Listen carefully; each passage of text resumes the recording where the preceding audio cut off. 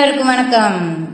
காலச்சக்கரம் நரசிம்மா அவர்களின் அத்திமலை தேவன் பாகம் 5 அத்தியாயம் 40. வேர்விட்டவன் வார்த்தெடுக்கப்பட்டவன். துறவிகளுடன் மோத வேண்டாம் என்று துறவிகளுடன் சோளம் மோதுகின்றதோ அப்போது அது அடியோடு அழியும் என்ற எச்சரிக்கையினை கொங்காழ்வார் அம்மங்கை பிராட்டிக்கு விடுத்துக் கொண்டிருந்த அதே வேளையில் முறைப்படி துறவரத்தை பூண்டிருந்த ராமானுஜர் கையில் திரிதண்டத்துடன் அத்திமலை தேவனின் ஆலய கிழக்கு வாயில் அருகே இருந்த பொற்றாமரை குளத்தின் கரையில் பாறை ஒன்றின் மீது அமர்ந்திருந்தார். சிம்மவர்மன் மகள் நவரத்ன பல்லவி அமர்ந்து கவிதைகளை இயற்றிய அதே இடம். அவள் பிறந்த தின வைபவத்தின் ஒரு பகுதியாக எழுப்பப்பட்டிருந்த நவரத்ன மண்டபம் தற்போது இடிந்து தரைமட்டமாக அதன் தூண்கள் இங்கும் அங்குமாக சிதறி கிடந்தன. அந்த மண்டபத்திலிருந்து பெயர்ந்திருந்த பாறையின் மீதுதான் ராமானுஜர் அமர்ந்து ஆழ்ந்த சிந்தனையில் இருந்தார். அவருக்கு மிகவும் நெருங்கிய திருக்கட்சி நம்பி பேரருளாளன் வரதனுக்கு திருவாலவட்டம் கைங்கரியம் செய்வதற்காக சென்றிருந்தார். ராமானுஜர் இளையாழ்வானாக இருந்தபோது தஞ்சமாவின் அலட்சிய போக்கால் மனம் நொந்து திருமலைக்கு சென்ற திருக்கட்சி நம்பி அவர் துறவியானதை அறிந்ததும் காஞ்சிக்கு ஓடோடி வந்துவிட்டார். மீண்டும் இருவரிடையே சிநேகம் தொடர்ந்தது. காலையில் இருவரும் ஒன்றாகத்தான் ஆலயத்துக்குள் நுழைந்தார்கள். அப்போது இருவரும் பேசிக் கொண்டிருந்த போது ராமானுஜர் திடீரென்று திருக்கட்சி நம்பியை கேட்டார். நம்பிகளே, நீங்கள் அன்றாடம் தேவ பெருமாளுடன் உரையாடி வருவதாக அனைவரும் சொல்கிறார்களே, உண்மையாகவா? ராமானுஜர் கேட்க திருக்கட்சி நம்பி சிரித்தார். அப்படித்தான் சொல்கிறார்கள். பேசுவதில் என்ன விந்தை இருக்கிறது ராமானுஜரே? நம்பி கேட்டார். நீர் பேசுவதில் விந்தை எதுவும் இல்லை, ஆனால் அவன் பதில் தருகிறான் என்பதுதான் ஆச்சரியமான விஷயம். எவ்வளவு பெரிய பாக்கியத்தை பெற்றிருக்கின்றீர்? ராமானுஜர் கூறினார். சுவாமி, தாய் குழந்தையை நீராட்டும் போதும் உணவு ஊட்டும் போதும் அதனோடு பேசுவதில்லையா? அப்படித்தான் நானும் தேவ பெருமாளுடன் உரையாடி வருகிறேன். இதில் ஆச்சரியம் எதுவும் இல்லை, நம்பி கூறினார். அப்போது ராமானுஜருக்கு அந்த யோசனை தோன்றியது. நம்பிகளே, இன்று திருவாலவட்டம் கைங்கரியம் செய்யும் போது நான் கேட்கும் 2 கேள்விகளை வரதனிடம் கேட்டு அதற்கான விடைகளை பெற்று வர முடியுமா? ராமானுஜர் கூறியதும் நம்பி வியப்புடன் நின்று விட்டார். ராமானுஜரே, சோதனை எனக்கா இல்லை வரதனுக்கா? நம்பி சிரித்தார். சோதனை அல்ல நம்பிகளே, நமது வேதனையை தீர்க்கத்தான் வழி கேட்கிறேன். உம்முடன் பேசும் வரதன் ஏன் தனது தேவ உடம்புற அத்திமர பிரதிமை பதிக்க வைக்கப்பட்டிருக்கும் இடத்தை கூற மாட்டேன் என்கிறான். அந்த பிரதமை இருக்கும் இடத்தை கேளுங்கள். அவன் விடை கூறிவிட்டால் அவனை கண்டெடுத்து ஆலயத்தில் பிரதிஷ்டை செய்து ஆராதிக்கலாம் அல்லவா? ராமானுஜர் கேட்டார். யோசனை நன்றாகத்தான் உள்ளது. ஆனால் ராமானுஜரே, நான் அவனிடம் அன்றாடம் 5 கேள்விகளை மட்டும்தான் கேட்கிறேன். அதற்கு மட்டும் அவன் விடைகளை தருகிறான். வேறு எதையும் நான் கேட்பதில்லை. நம்பி கூற ராமானுஜர் வியப்படைந்தார். அந்த 5 கேள்விகள் என்ன என்பதை அடியேன் தெரிந்து கொள்ளலாமா? ராமானுஜர் கேட்டார். காற்று இதமாக வருகிறதா? இன்னும் பலமாக வீசட்டுமா? சற்று மெதுவாக வீசட்டுமா? குளிர்கிறதா? எனது தொண்டில் திருப்தி உள்ளதா? என்கிற இந்த 5 கேள்விகளை மட்டுமே நான் மாற்றி மாற்றி கேட்பேன். அவனும் ஆம் இல்லை என்று பதில் தருவான். இந்த கேள்விகளை தவிர நான் வேறு எதையும் அவனிடம் கேட்பதில்லை. நம்பி கூற ராமானுஜர் மலைத்து நின்று விட்டார். எவ்வளவு உயர்ந்த குணம்! தனக்காக ஒன்றும் கேட்காமல் தான் செய்யும் தொண்டு வரதனுக்கு திருப்தி அளிக்கிறதா என்று கேட்கும் இவரை விட உயர்ந்த மனிதர் இவ்வகையகத்தில் இருப்பார்களா என்ன? ராமானுஜர் நம்பியை பெருமையுடன் நோக்கினார். நம்பிகள், நமக்காக நான் அவனிடம் ஒன்றும் வேண்டுவதில்லை. அவனது பிரதிமை எங்கோ அல்லாடிக்கொண்டு இருக்கிறது. அதனை உரிய இடத்தில் சேர்ப்பித்து அதற்குரிய ஆராதனைகளை செய்ய நாட்டம் கொண்டுள்ளோம். நான்முகன் ஆராதித்த தேவ பெருமாள் அவனது ஆலயத்தில் இருப்பதுதானே நியாயம். அரசியல் பேராசை மிக்கவர்களால் அவனது ஆலயத்தை விட்டு அவன் நீங்கிவிட்டான். நம்மை போன்றவர்கள் அவனை மீண்டும் உரிய இடத்தில் வைப்பதுதானே நியாயம். அதற்காக ஒன்றோ நம்மை அத்தியூரில் வாழ செய்திருக்கிறான். நீர் எனக்காக இந்த 2 கேள்விகளை அவனிடம் கேட்டு விடையாக தெரிந்து கொண்டு வரும். நான் உமது வருகைக்காக இங்கே பொற்றாமரை குளத்தின் கரையிலேயே அமர்ந்திருக்கிறேன், ராமானுஜர் கூறினார். அவனிடம் என்னை என்ன கேட்க சொல்லுகின்றீர் ராமானுஜரே? திருக்கட்சி நம்பி தனது ஆலவட்டத்தை மைக்கிள மரத்தின் மீது சாய்த்து வைத்தார். அத்திவரதனின் பிரதிமை எங்கிருக்கிறது என்றும் அதனை எப்படி மீட்பது என்றும் கேளும். அத்திவரதனின் ஆபரணமான ஸ்ரீதளமணி எங்கு உள்ளது என்றும் கேடும். இந்த இரு கேள்விகளுக்கான விடைகளை நீர் வாங்கிக் கொண்டு வந்தால் போதும். ராமானுஜர் கூறினார். சரியாக சந்நிதியில் மணியோசை ஒடுக்க துவங்கியது. மரத்தில் சரித்திருந்த திருவாள வட்டத்தை கையில் எடுத்தார் நம்பி. அதோ ஆராதனை துவங்கிவிட்டது. நான் சென்று ஆளவட்ட கைங்கரியத்தை துவக்க வேண்டும். ராமானுஜரே, அவசியம் நீர் கேட்ட கேள்விகளை அவனிடம் கேட்கிறேன். பிரயத்தனம் செய்து பதில்களுடன் வருகிறேன். நீர் இங்கேயே காத்திரும் என்று கூறிவிட்டு சென்றிருந்தார். அவருக்காகத்தான் ராமானுஜர் பற்றாமழை குளத்தின் பாறையில் அமர்ந்து காத்திருக்கிறார். தான் கேட்ட கேள்விகளுக்கான கோடைகள் அப்பண்ணா சதகரனை தனக்கு பரிசாக கொடுத்த அந்த வெள்ளிப்பட்டகத்தின் பட்டு துணியின் அடியே வைக்கப்பட்டிருப்பதை ராமானுஜர் இன்னும் அறிந்திருக்கவில்லை.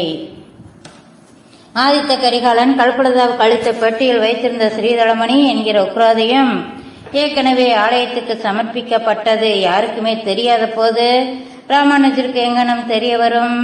தான் எழுப்பிய கேள்விகளுக்கு திருக்கச்சி நம்பி விடைகளுடன் வரக்கூடும் என்கிற ஆவலில் காத்திருந்தார் ராமானுஜர். இதே இடத்தில்தானே சிம்மவர்மன் காலத்தில் அசோகனின் மகன் மகிதாவும் அமரஜோதி என்கிற புத்த பிக்குவும் தேவசேனா என்கிற இலங்கை வீரனும் தேவ உடம்புற ரகசியத்தை அறிவதற்காக மரத்தில் ஏறி காத்திருந்தனர். அப்போது வீரகொசுவனின் வெறியாட்டத்தினால் நிகழ்ந்த விபரீதத்தை யாரால் மறக்க இயலும்? கையில் வாளுடன் கடும் உக்கரத்துடன் ஆட்டமாடி வந்த வீரகொசுவன் வெறியாட்டம் இப்போதெல்லாம் நடைபெறுவதில்லை. கால ஓட்டத்தில் பல விளக்கங்களும் நின்று போயின. அவற்றில் வீரகொசுவனின் வெறியாட்டமும் அடங்கும். அதோ சாந்தமே உருவாக ஆலவட்டத்தை சுமந்தபடி தனது காலடிகளை அளந்தபடி திருக்கச்சி நம்பி வந்து கொண்டிருந்தார். நெடிய அவரது உருவம் கம்பீரத்தை இன்னும் அதிகப்படுத்தி காட்டியது. அவர் நிதானமாக எவ்வித பரபரப்பும் இன்றி வருவதைக் கண்டதும் ஒருவேளை வரதன் பதில் கூறவில்லையோ என்று நினைத்த ராமானுஜர் மனம் துவண்டார்.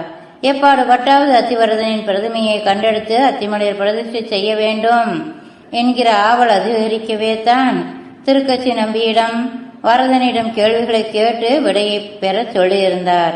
ஆனால் நம்பியால் விடைகளை பெற இயலவில்லை போன்று இருக்கிறதே. மீண்டும் திருவாள வட்டத்தை மைகுள மரத்தின் மீது சரித்த நம்பி ராமானுஜர் அமர்ந்திருந்த பாறையை நெருங்கி அவர் அருகே அமர்ந்தார். எவ்வித உணர்வையும் நம்பியின் முகம் பிரதிபலிக்கவில்லை. தனது நெற்றி புண்டரம் அழியாமல் மேல் துணியால் முகத்தை ஒற்றி எடுத்தார். என்ன நடந்தது நம்பிகளே? ராமானுஜர் பரபரப்புடன் கேட்டார். எனது கைங்கரியம் நன்றாக நடந்தது. திருக்கச்சி நம்பி சிரித்தார். கேள்விகளை கேட்டீரா? ராமானுஜர் கேட்க நம்பி தலையசைத்தார். கேட்டேன், பதில்களும் கிடைத்தன. பதில்கள் கிடைத்தனவா? அப்படி இருந்துமா நீர் நிதானமாக நடந்து வந்தீர்? விடைகளை கூற அடியனை நோக்கி ஓடி வர வேண்டாமா? என்ன கூறினார் தேவ பெருமாள்? ராமானுஜரே, நமது பெயர் ராசி அப்படி. நீர் லட்சுமண முனி. ஆதிசேஷனின் வேகமும் வீரியமும் உம்மிடத்தில் இருக்கும். எனது பெயர் கஜேந்திரதாசர். யானையின் நிதானம் எனது நடையில் இருக்கும் என்று சிரித்தவர் பிறகு ராமானுஜரை ஆர்வத்துடன் நோக்கினார். நீ கேட்ட கேள்விகளை கேட்டேன். அத்திமலையூரான் எங்கே இருக்கிறான் என்று கேட்டேன். அதுக்கு அவன் கூறிய பதில் இது. ததிபாண்டனின் தயிர்பானையில் பச்சை மாமலை போல் மேனியை கொண்டவனாக்கிய நான் பத்திரமாக இருக்கிறேன் என்றான். ராமானுஜர் திடுக்கிட்டு போய் தான் அமர்ந்திருந்த பாறையிலிருந்து எழுந்து நின்றார். அந்த திகைப்பிலும் அவரது வலதுகை திரித்தண்டத்தை உறுதியாக பற்றி இருந்தது. அன்றொரு நாள் பெரிய நம்பியிடம் ததிபாண்டன் அனுபவத்தை விவரிக்கும் பாசுரத்தை கற்ற அன்று கண்ணனின் ஸ்பரிசம் மோட்சத்தை தரும். எனவேதான் ததிபாண்டனுடன் கண்ணன் ஒளிந்திருந்த பானைக்கும் மோட்சம் கிடைத்தது என்று பெரிய நம்பி கூறிய நாளில் கிணற்றடியில் இவர் தண்ணீர் சேந்தி கொண்டிருந்தாரே. அப்போது வீசிய சுகமான தென்றல் காட்டினூடே ஒரு குரல் கிசு கிசு என ஒலித்ததே. ததிபாண்டனின் தயிர்பானையில் பச்சை மாமலை போல் மேனிக்கொண்ட நான் பத்திரமாக இருக்கிறேன் என்றானே. அத்திமலையான் தான் இவரிடம் அந்த தகவலை கூறினானா? ராமானுஜருக்கு தேகமெல்லாம் புல்லரித்தது. அவர் எழுந்து நிற்பதை வியப்புடன் நோக்கிய நம்பி தொடர்ந்து பேசினார். அடுத்த கேள்வியாக அவனை எப்படி மீட்பது என்று கேட்டேன். அதற்கு தேவ பெருமாள் கூறிய பதில் இதுதான். வார்த்தெடுத்தவன் சென்று வேர் விட்டவனை அழைத்து வருவான். உமக்கு இந்த 2 பதில்களில் ஏதாவது புரிகிறதா? ராமானுஜர் கேட்டார். இல்லை என்று நம்பி தொடர்ந்து 3வது பதிலையும் கூறினார். ஸ்ரீதளமணி எங்கே என்று கேட்டேன். அதற்கு அவன், எனது மார்பை உற்று கவனியுங்கள் என்றான். நானும் அவனது மார்பை உற்று நோக்கினேன். ஒன்றும் புலப்படவில்லை. நம்பி கூற ராமானுஜர் யோசித்தார். ததிப்பாண்டனின் தயிர் பானையில் பச்சை மாமலை போல் மேனியை கொண்ட நான் பத்திரமாக உள்ளேன். வார்த்தெடுக்கப்பட்டவன் சென்று வேர் விட்டவனை அழைத்து வருவான். எனது மார்பை உற்று கவனித்தால் ஸ்ரீதளமணியை பற்றிய தகவல் கிடைக்கும். ராமானுஜர் யோசித்தார். 3 பதில்களையும் தொடர்பு செய்து பார்த்தார். எவ்வித தகவலும் கிட்டவில்லை. அந்த மட்டும் அத்திமலையான் தான் இருக்கும் இடத்தை பற்றி 3 குறிப்புகளை கொடுத்தானே என்கிற நிம்மதியோடு இருவரும் அங்கிருந்து கிளம்பினர். அன்று வெள்ளிக்கிழமை ஆதலால் பெருந்தேவி உக்ரோதத்தை அணிந்திருந்தாள். ஸ்ரீதளமணி என்கிற புராண பெயரோ உக்ரோதியம் என்கிற சரித்திர பெயரோ மறைந்து நீலக்கல் ஹாரம் என்று ஆலய கஜானாவில் குறிக்கப்பட்டிருந்ததால் அர்ச்சகர்கள் உக்ரோதத்தை அந்த பெயரிட்டே அழைத்து வந்தனர். கஜானாவில் பட்டகத்தில் தனது கையால் பத்திரப்படுத்தி வைக்கப்பட்ட அந்த நீலக்கல் ஹாரம்தான் நேத்திர கற்கள் பதிக்கப்பட்ட ஸ்ரீதளமணி என்கிற உண்மையை ராமானுஜர் அறிந்திருக்கவில்லை. எனது மார்பை உற்று கவனிங்கள் என்று சூசகமாக தேவபெருமாள் கூறியிருந்ததை சற்றே ஆழமாக யோசித்திருந்தால் அன்றே உக்ரோதத்தை கண்டுபிடித்திருக்கலாம். வரதனின் மார்பில் உரைபவள் பெருந்தேவிதானே. அவளது சன்னதியில் சென்று பார்த்திருந்தால் உக்ரோதியம் அவளது கழுத்தில் ஜொலிப்பதை அவர்கள் இருவரும் கண்டிருக்கலாம். அத்திமலை தேவன் இன்னும் எப்படியெல்லாம் தனது விளையாட்டுகளை அரங்கேற்றிக் கொண்டிருக்கின்றான். இன்னும் ஒரு புதிய விளையாட்டு விரைவில் தொடங்கியது.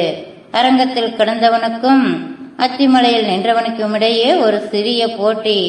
ராமானுஜ அமுதத்தை நீரே அனுபவித்துக் கொண்டிருந்தால் எப்படி? எனக்கும் சிறிது அனுப்பி வையும் என்று அரங்கன் கேட்டு அனுப்பியதால் ராமானுஜன் திருவரங்கத்துக்கு தனது ஜாகையை மாற்ற ஏற்பாடுகளை செய்து கொண்டு இருந்தார். திருக்கட்சி நம்பிக்கை அவரை விட்டு பிரிய மனமில்லைதான். ஆனால் தனது ஆளவட்ட கைங்கரியத்தை விட்டு எங்கும் செல்ல விரும்பவில்லை. மணப்பாக்கத்து சுத்த சத்வ நம்பி உறுதியுடன் கூறிவிட்டார்.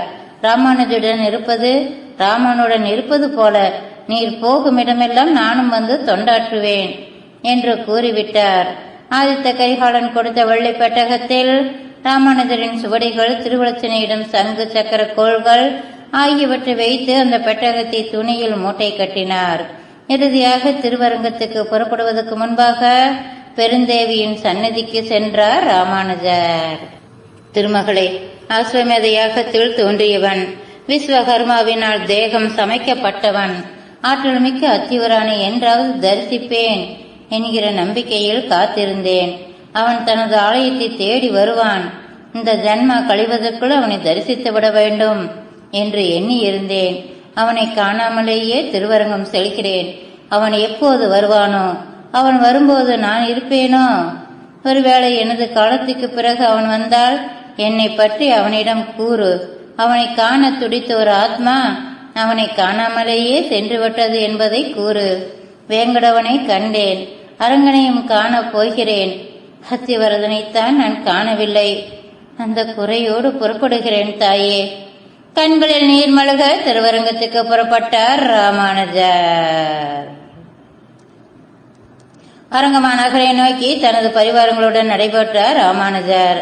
அவரது சிற்றனை மகன் கோவிந்தன் தற்போது எம்பார் என்கிற பெயரோடு அவரது பரிவாரத்தில் இணைந்திருந்தார்.